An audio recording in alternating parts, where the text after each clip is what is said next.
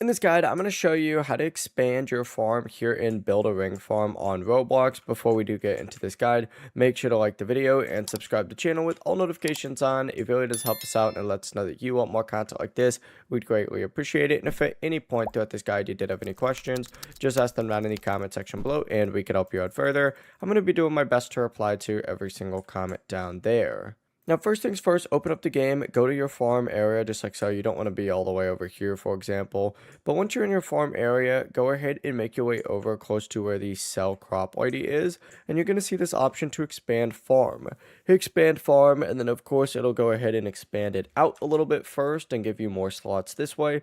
And then after you expand a few ways this way, you can go ahead and make your way up here. And as you can see, we're going to have a new floor, which can of course be expanded all the way up to the very top. But the process really is as simple as that.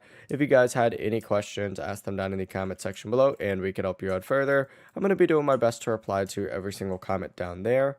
Before you do leave this guide though, make sure to like the video and subscribe to the channel with all notifications on. It really does help us out and lets us know that you want more content like this. We'd greatly appreciate it. Have a great rest of your day though. Peace.